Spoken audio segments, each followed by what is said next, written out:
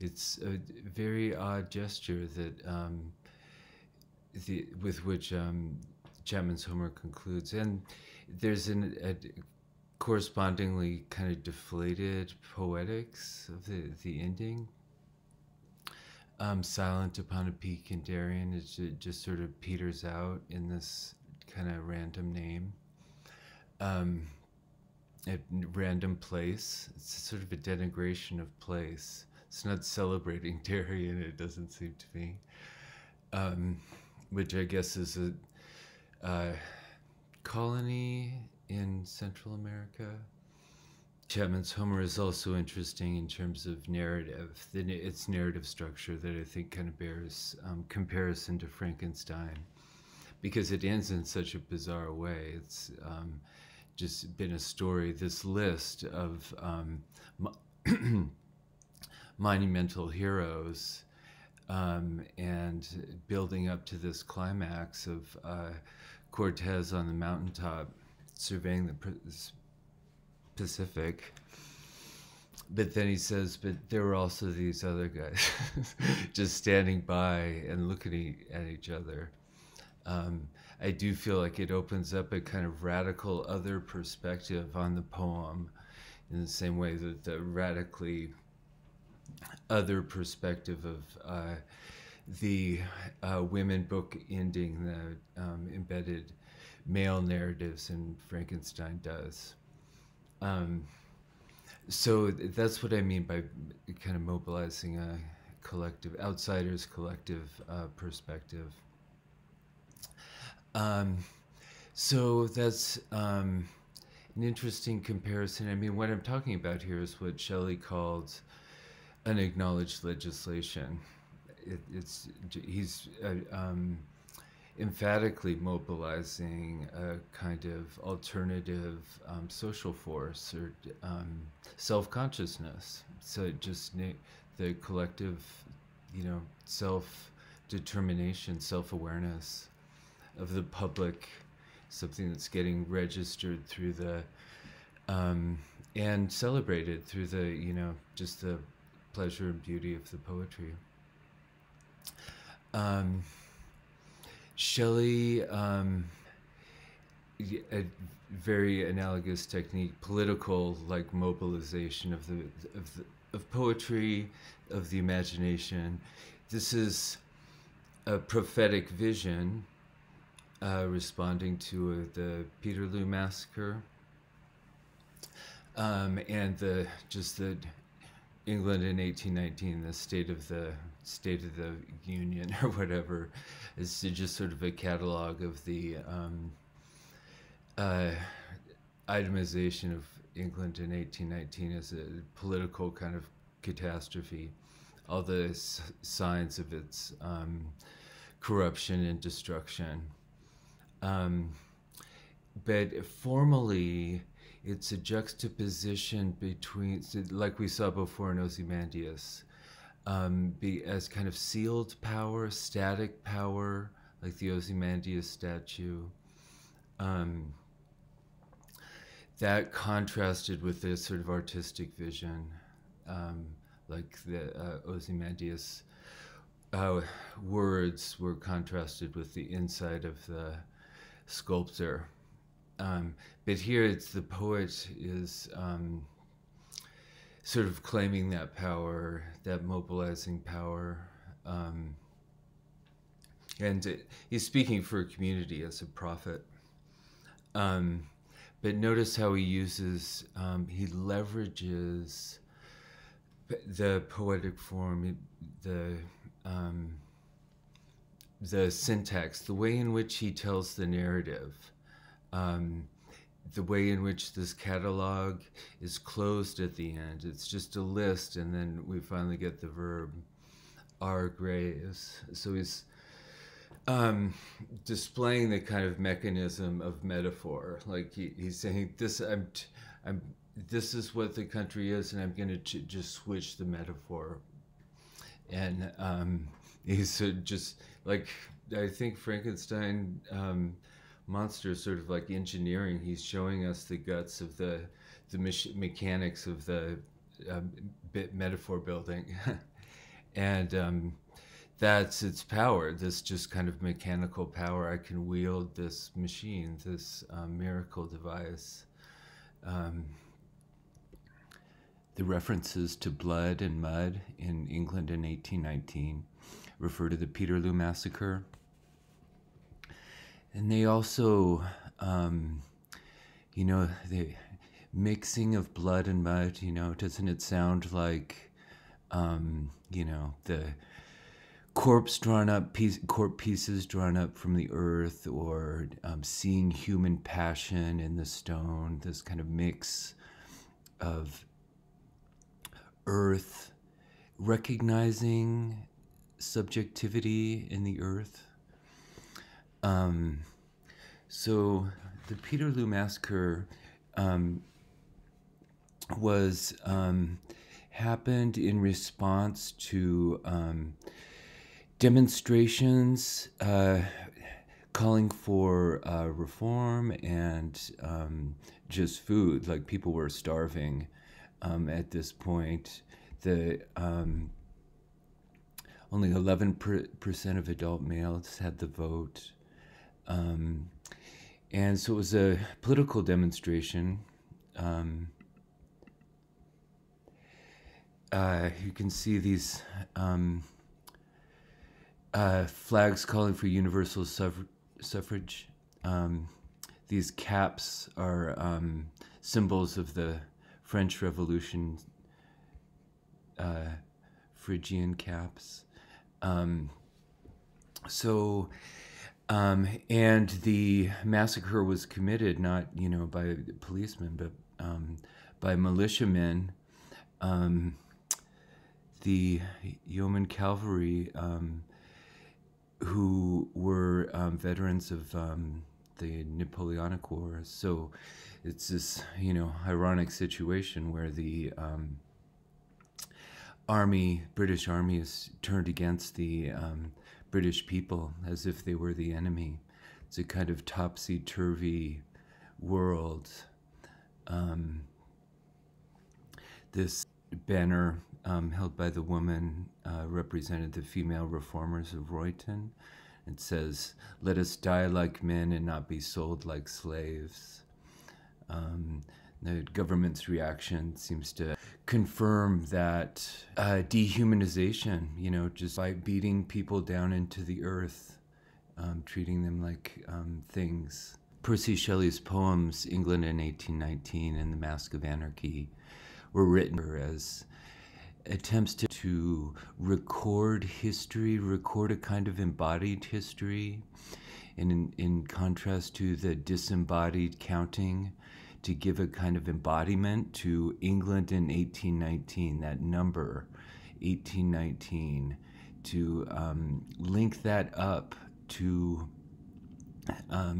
specific temporal experience, embodied lives, blood and mud. And, the word Peterloo is likewise an attempt to draw a kind of historical linkage, to render it less abstract.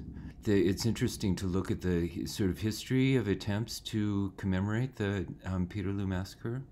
It's called the bloodiest political event of the 19th century, political earthquake in the northern powerhouse of industrial revolution. For some time, Peterloo was commemorated only by a blue plaque, criticized as being inadequate and referring only to the dispersal by the military of an assembly. In 2007, the city council replaced the blue plaque with a red one, less euphemistic, explicitly referring to a peaceful rally being attacked by armed cavalry, and mentioning 15 deaths and over 600 injuries. 2019, Manchester inaugurated a new Peterloo Memorial featuring concentric circles of local stone engraved with the names of the dead and the places from which the victims came.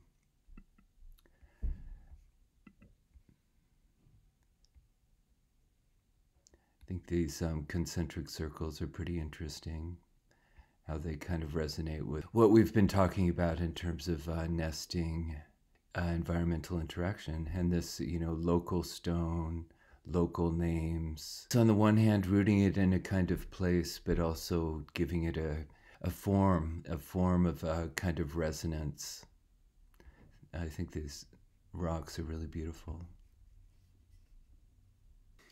I think something we see in all these texts, Ozymandias, England in 1819, Mask of Anarchy, Frankenstein, since so many of these later romantic works are about, again, reading human passion, reading embodied experience, making the particular reality of blood and mud, that particular embodied experience, resonate and communicate, making it mobile, transportable. This resonance, finding your own reading, your own embodied experience of reading as a resonance, a continuity with the particular embodied experience getting commemorated. Finding yourself, learning about yourself as an echo of this embodied experience.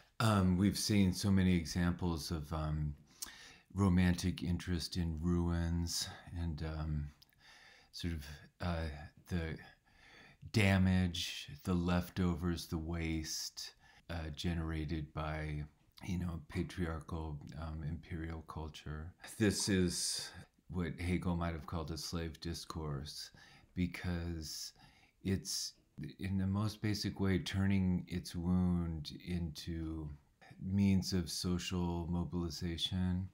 So it's really speaking within those blues ironies that I was talking about before, that the pain, the damage, the horror, the anarchy.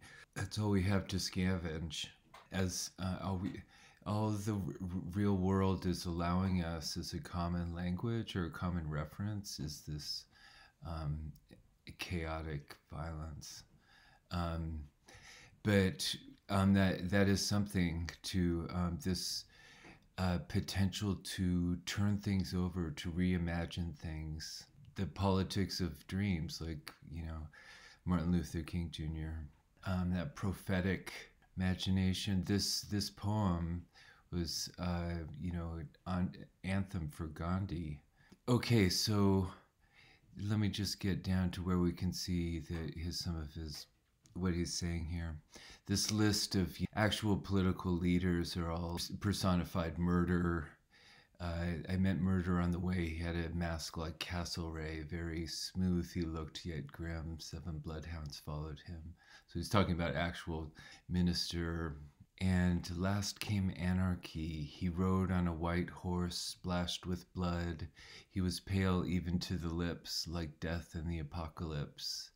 And he wore a kingly crown, and in his grasp the scepter shone. And on his brow this mark I saw, I am God and King in law. So again, this topsy-turvy world where anarchy is wearing the disguise of God and King in law.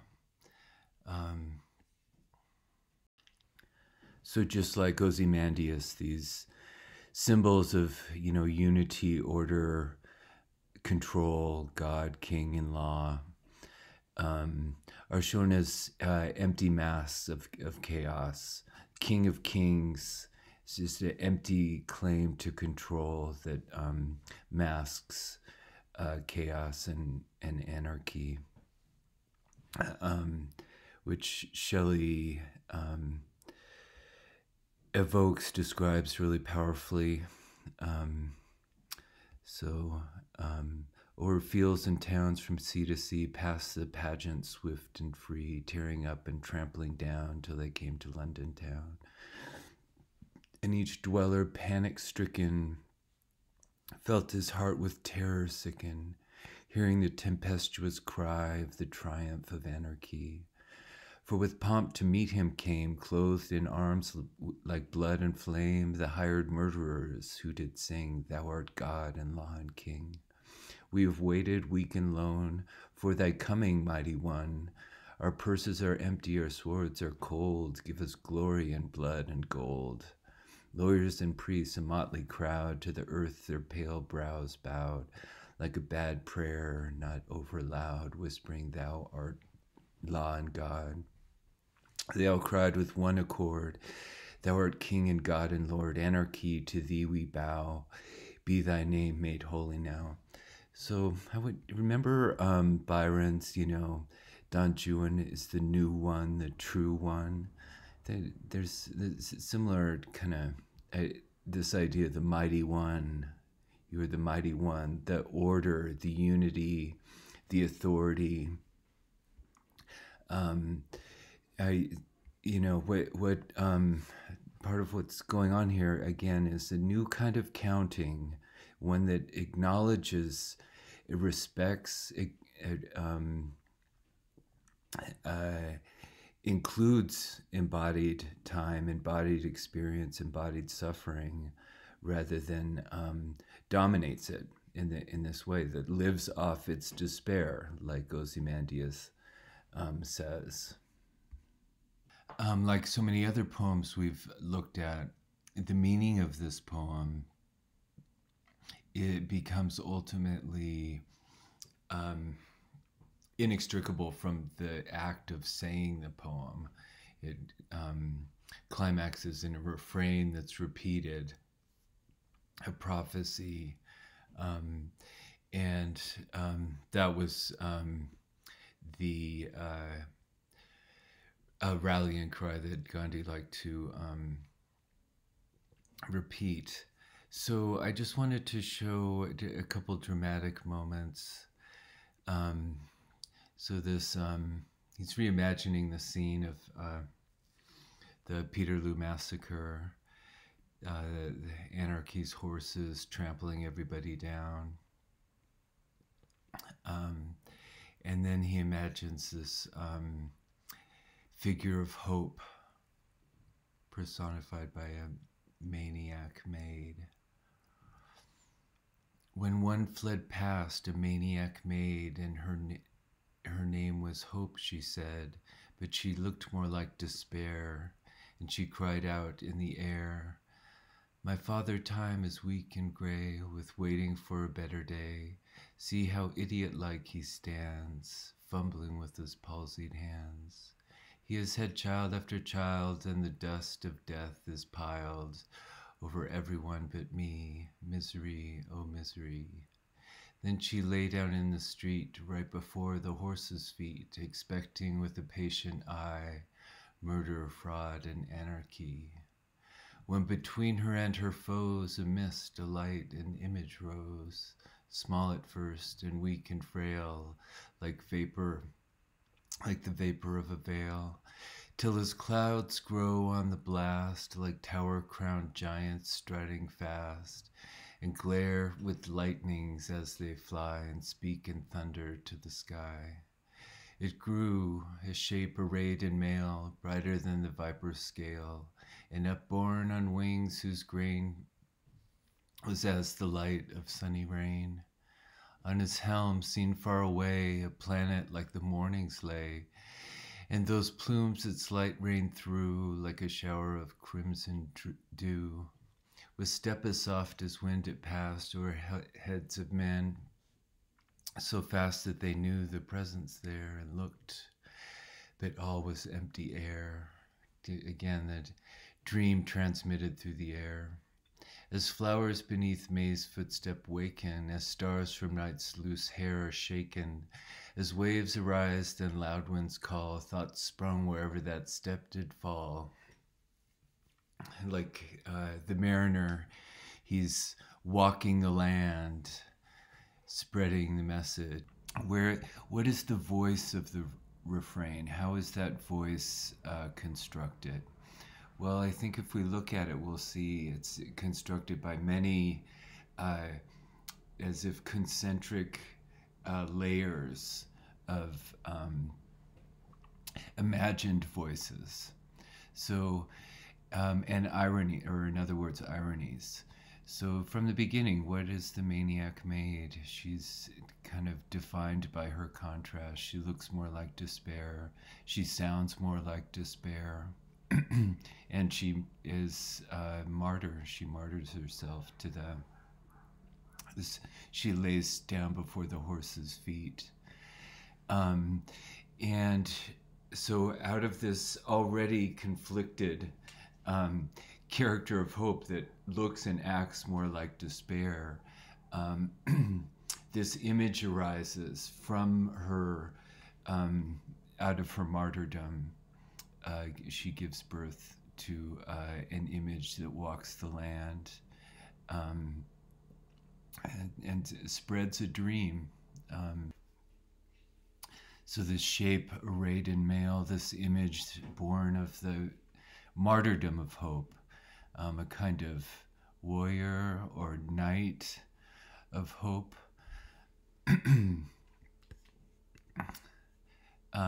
walks the land spreading the dream of hope. And this dream gives birth to thoughts sprung wherever that step did fall. And what are those thoughts? They're thoughts, they're new visionary thoughts. The death of anarchy, a rushing light of clouds and splendor, a sense awaking and yet tender was heard and felt, and at its close these words of joy and fear arose. So it's the dream. I mean, all these layers of dreaming, born of kind of contradiction and irony. Hope looks like despair, acts like despair, gives birth to this, figure in armor walking the land, this dream of light. And wherever it steps, it gives birth to these thoughts. And these thoughts turn into a poem. So it's a dream of a poem. These words of joy and fear arose. And so he starts his own poem, The Mask of Anarchy, starts quoting this dream of a poem.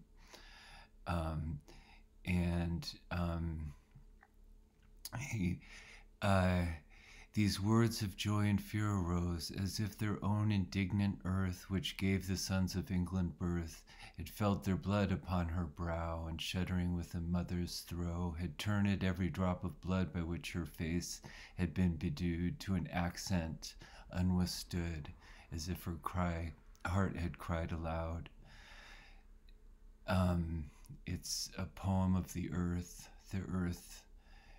a cry of the earth, feeling the blood on her brow. So I just want to draw your attention to the really crucial way in which the most famous part in the poem, this refrain,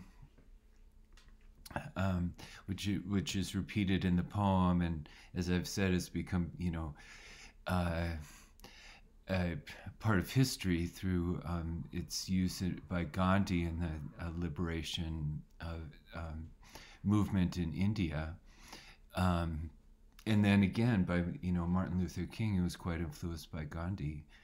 That this song that is embedded in all these layers of fantasy and dream,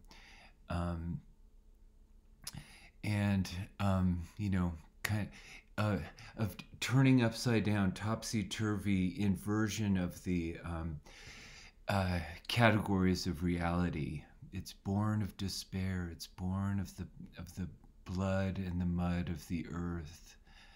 We are speaking in the voice of the earth. He's making our speech as we participate in this refrain, an echo of the earth itself. So the singing of the song, it becomes a means of realizing the dream.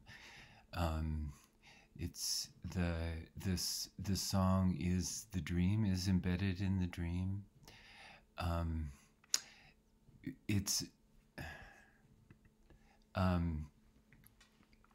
Look at the way in which the the refrain itself is framed in multiple layers of hypothesis, as if it's explicitly labeled as a dream, within all these other layers of dream. The whole poem begins with Shelley saying he's lying on his bed in Italy having this dream. So just notice these words of joy and fro, as if their own indignant were earth, as if her heart had cried aloud. So these aren't this description of the vision is it's all allegory, as if it's a metaphor of itself, multiple layers of allegories of itself. So we're by singing the song, we're participating in these multiple layers of dreaming about hope and peace. And the refrain itself finally speaks of the power of the multitude as a power of dreams, a power of collective dreaming. Men of England, heirs of glory, heroes of unwritten story, nurslings of one mighty mother, hopes of her and one another. Rise like lions after slumber in unvanquishable number. Shake your chains to earth like dew, which in sleep had fallen on you. Ye are many, they are few. So again, it comes back to a kind of counting. The finding power in the and voice in the collectivity, the multiplicity of dreamers, the way in which a dream can mobilize a collective, a many, in contrast to the few. I am God and law. I am the mighty one, the unity. This claim to objective authority is contrasted with this claim of many united by this kind of dance of dreaming, this transmission among many of a common dream. So another crucial dimension to this has to do likewise with Keats. It's what he's, just like in Chapman's Homer, where we get Cortez juxtaposed to the men sharing the wild surmise, the collectivity recognizing their autonomous power for dreaming. Same here, and in both cases, what's getting underscored is a kind of illegitimacy, a lack of authenticity on the part of the poets. The wild surmise, it's ridiculous. It's the opposite. It's impotent compared to the actual power, actual property, actual money in Chapman's Homer. And Shelley here, likewise, he's underscoring, I'm on my bed in Italy. This poem's been ridiculed as masturbatory as well, like I said, Byron said about Keats. But that's, I think, precisely the point. If you look at how the rallying cry is framed so powerfully and in this compound manner as a power of dreaming. The other thing I want to mention is the maniac maid. I think is a figure, like the girl in We Are Seven. It's a figure of radical social marginalization, a kind of savior, like Joan of Arc, the maid. Just I think this is pretty remarkable. If you just want to play a little clip by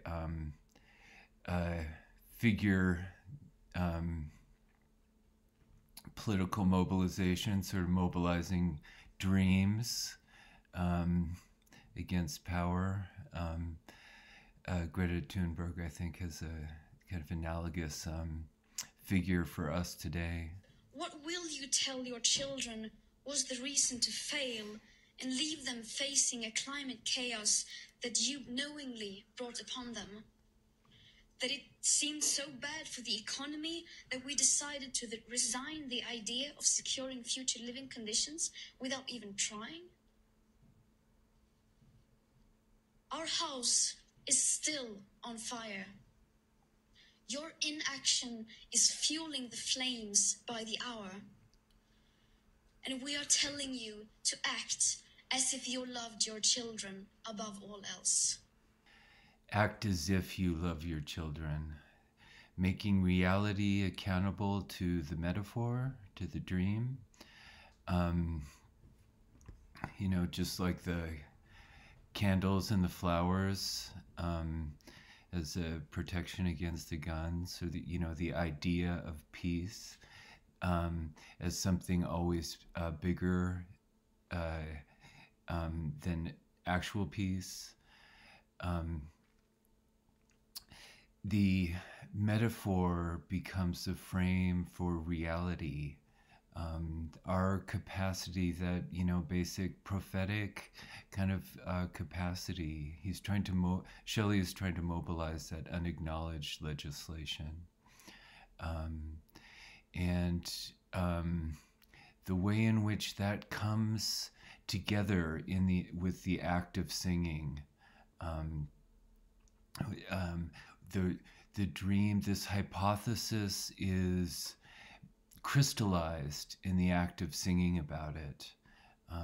Just like we might learn how to love our children by just acting like it. The power of metaphor, dreaming of it, will teach us how to do it.